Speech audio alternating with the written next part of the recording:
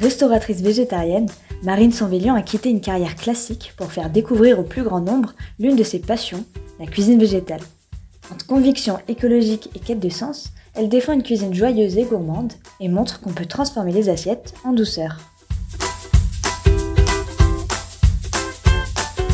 Tu es bien sur la chaîne du Courant pour une écologie humaine et tu t'apprêtes à écouter un podcast qui souhaite régénérer ton espérance en donnant la parole à des acteurs qui bâtissent, dans leur cœur d'activité, un monde aimable. En espérant alors que toi aussi, tu voudras agir après avoir écouté ça. Bonjour Marine Sanvélian. Est-ce que vous voulez bien vous présenter en quelques mots ? Je suis restauratrice. J'ai un restaurant végétarien à Angers, donc ça c'est mon travail. Je suis aussi une femme, j'espère une personne engagée, notamment pour l'environnement et pour le vivant, et une personne aimante qui aime ses proches, sa famille, ses animaux. Et alors, quel a été votre parcours professionnel ? Est-ce que vous avez toujours su que vous voudriez devenir restauratrice et ouvrir un restaurant végétarien ? Je n'ai pas toujours été dans la cuisine. J'ai commencé avec un parcours assez classique, on va dire, puisque plutôt académique. J'ai fait des études supérieures de communication. J'ai eu un master à Sciences Po et j'ai commencé ma carrière en entreprise, et ensuite j'ai évolué vers d'autres secteurs. Donc j'ai toujours été très touche à tout, la bougeotte, envie d'être stimulée, envie de découvrir de nouvelles choses. Donc après ça, j'ai travaillé dans la musique, j'ai travaillé dans, on va dire, le secteur de la finance participative et l'agriculture, ensuite la santé et l'intelligence artificielle, pour me lancer à mon compte, faire du bénévolat, de l'animation d'ateliers, et enfin avoir ce déclic pour le faire et pour la cuisine, et spécifiquement la cuisine végétale et végétarienne, qui m'a menée jusqu'à l'ouverture de mon restaurant en février. Et pourquoi avoir choisi de vous orienter vers l'alimentation ? J'ai choisi de m'orienter vers l'alimentation parce que c'est un des principaux leviers que nous avons en tant qu'humains pour agir sur notre environnement. On mange 3 fois par jour, voire parfois un peu plus. Ça implique des choix de consommation, de production alimentaire, qui sont majeurs, et en tant qu'entité générant du carbone, ayant un impact sur notre environnement, c'est vraiment avec ce levier-là qu'on a aujourd'hui le plus d'impact. Il y a aussi le transport, il y a l'habitation, mais en tout cas, c'est celui sur lequel on a vraiment le plus grand pouvoir d'agir quand on peut aussi, financièrement, bien évidemment, et en fonction de là où on habite. Pour moi, l'alimentation, c'est la clé, et c'est ce qui est le plus rapide et simple à mettre en place et à changer. C'était vraiment pas une option. Pour moi, c'était pas cuisine, c'était cuisine végétarienne ou rien.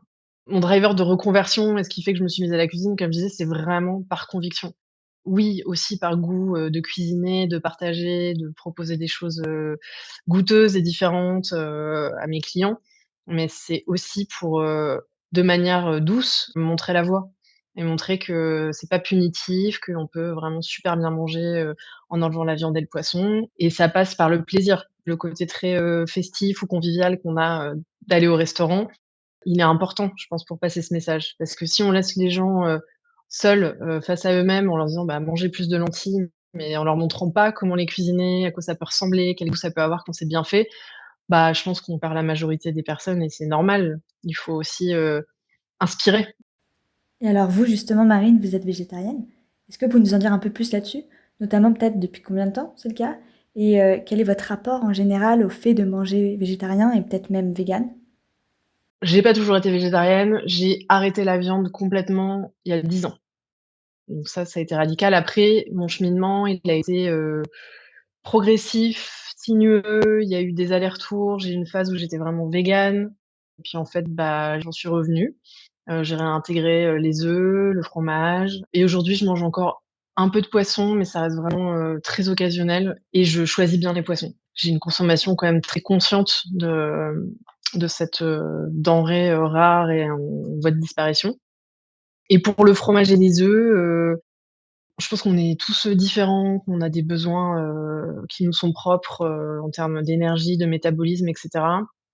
Moi, j'ai aussi un souci de santé qui fait que l'alimentation a un rôle très important dans ma vie depuis l'adolescence, et qu'il faut que je fasse aussi attention à la consommation de certains autres aliments, notamment les glucides, Donc je peux pas compenser en mangeant plein de céréales, plein de fruits parce que c'est une autre d'autres problèmes, qui sont générés à cause de ça.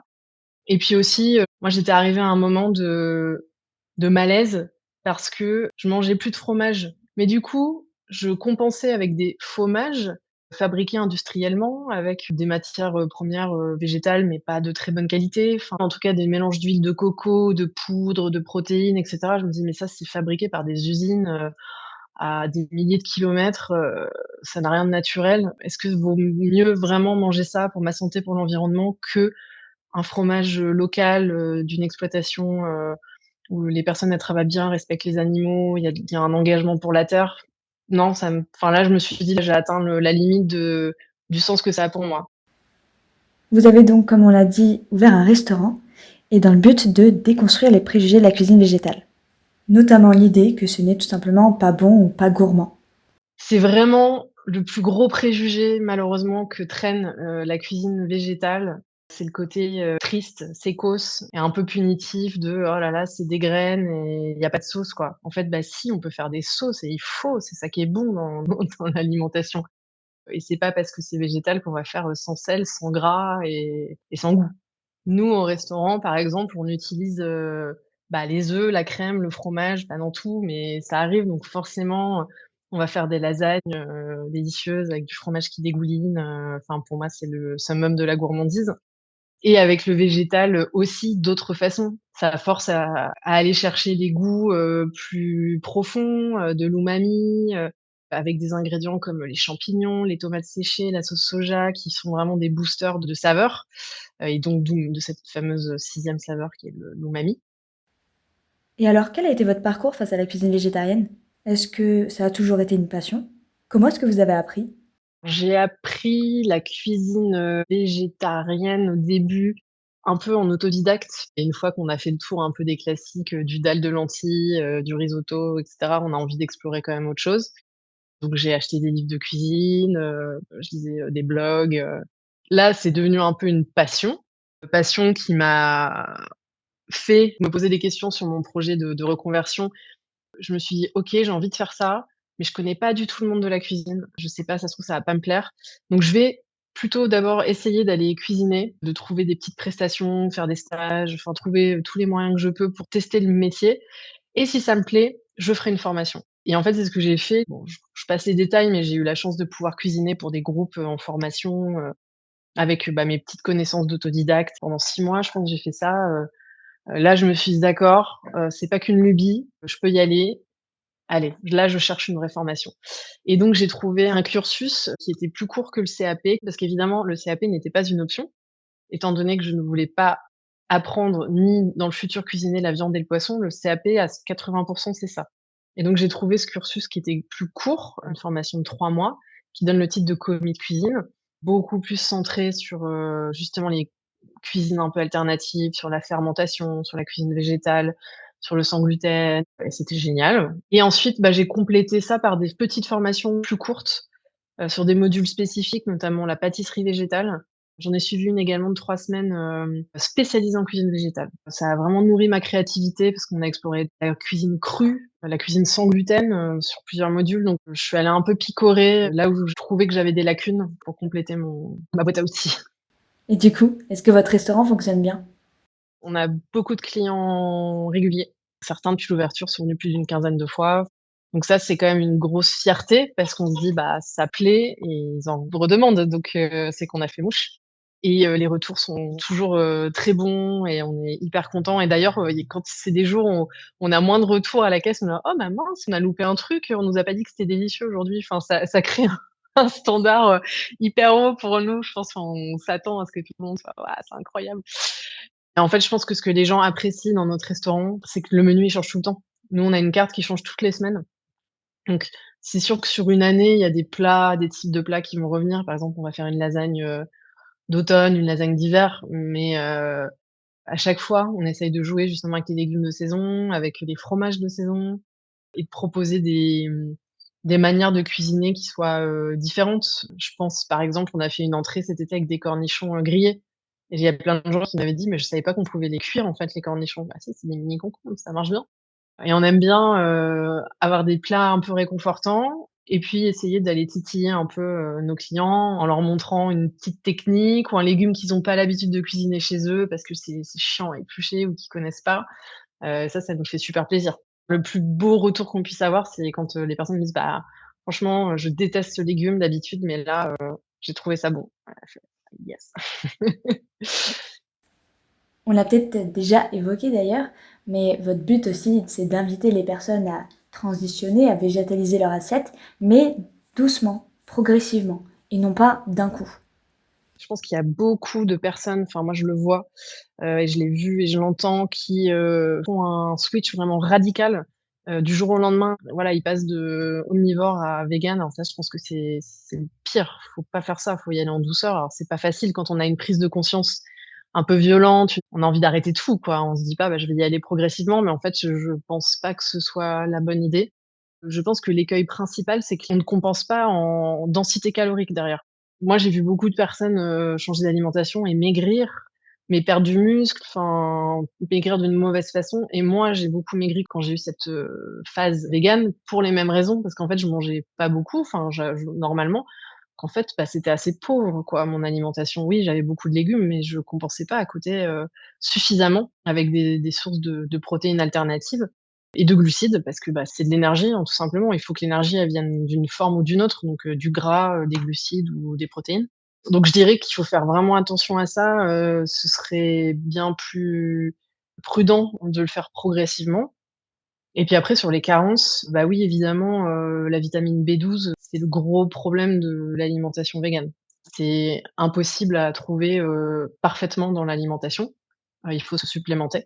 On a tous un stock de B12 en nous, enfin dans notre organisme, en espèce de stock tampon et quand on change d'alimentation, ça peut aller pendant 1 an, 2 ans parce qu'en fait, on a encore ce stock dans lequel on puise jusqu'au moment où on arrive au bout et là, c'est là qu'il y a des symptômes qui peuvent être, assez handicapants et devenir un peu graves. Le risque aussi, moi je trouve, c'est que pour les gens qui n'ont pas envie de cuisiner ou qui savent pas ou qui ont pas le temps, ça va être de se tourner vers des aliments ultra transformés, qu'on trouve beaucoup maintenant dans les supermarchés, des, steaks végétaux à base de soja et cetera, qui sont faits avec plus ou moins des ingrédients de bonne qualité. Honnêtement, moi j'ai regardé parfois la composition, je suis là: «Waouh, c'est dégueulasse». Enfin, c'est très gras, c'est parfois, bon, bah, oui, on sait pas trop d'où ça vient, enfin, c'est pas voilà, quand c'est pas bio, et en fait, c'est un peu le danger de se tourner vers, certes des aliments, végétaux, véganes, mais qui sont pleins de gras et ultra transformés et pleins d'additifs et ça, c'est pas terrible. Donc je fais pas du tout de leçons parce qu'on n'a pas tous, le temps, les ressources, et l'envie de cuisiner à partir de produits bruts, mais c'est vrai que faut faire attention aussi à ça. C'est des produits qui sont pas très intéressants nutritionnellement. Et alors, quel conseil est-ce que vous pourriez donner à une personne qui aimerait devenir végétarien? Je conseillerais de pas, viser la radicalité et de pas mettre la barre trop haut en se disant: «Bon, bah, c'est bon, j'arrête tout ou j'arrête complètement cette catégorie d'aliments ou je deviens végétarien, du jour au lendemain». D'y aller, petit à petit sur, des choses qui sont faciles à mettre en place et faciles à substituer. Sur une recette, je sais pas si par exemple vous adorez, faire du hachis parmentier ou des pâtes à la bolognaise, bah, par exemple, il y a des super recettes de bolognaise végétale avec des lentilles et des champignons, c'est très bon. Et puis d'aller voir, en fait, il y a plein de traditions culinaires végétariennes. En Italie, finalement, bah, les pizzas, les pastas, la cuisine, elle est quand même globalement très centrée sur le végétal. Bon, il y a plein de très bons fromages. En Inde, la cuisine indienne, elle est naturellement végétarienne. En cuisine du monde, je pense que ça peut être aussi une bonne porte d'entrée pour tester des choses qui sont pas trop déstabilisantes. Et puis, peut-être, commencer, petit quoi, commencer par une journée ou un repas. Je trouve qu'on est quand même aussi à une époque où on a de plus en plus d'inspiration. Il y a plein de contenus sur Instagram, les blogs, même les médias qui ont des rubriques cuisine. Il y a plein d'émissions à la télé, enfin Top Chef, il y a toujours un épisode où ils mettent en avant la cuisine végétale. Bah ça, ça peut être cool, ça peut être rigolo aussi d'utiliser ça comme support. Si c'est en famille, par exemple, de dire: «Ah bah tiens, on va essayer de refaire la recette de Top Chef», de voir ça comme un jeu en fait et comme, un terrain d'expérimentation et pas, que, bon, faut le faire parce que sinon, c'est pas bien pour l'environnement quoi. Parce que ça marche pas, je pense. ça tient pas sur le long terme. Et alors pour finir, est-ce que vous auriez un dernier message à nous transmettre?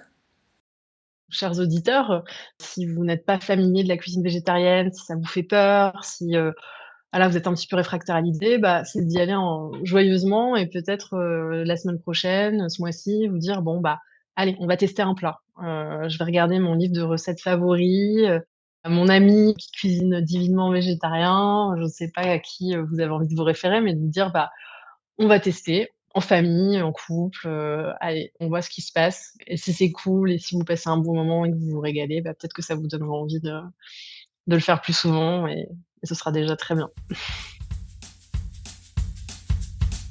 Merci Marine Surveillant pour ce témoignage qui nous invite à faire preuve d'inventivité et de gourmandise pour trouver une façon de consommer plus en harmonie avec le soin requis par notre environnement naturel.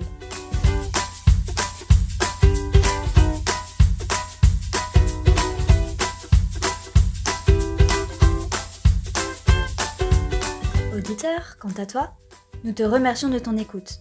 Si tu as apprécié cet épisode, n'hésite pas à le partager autour de toi.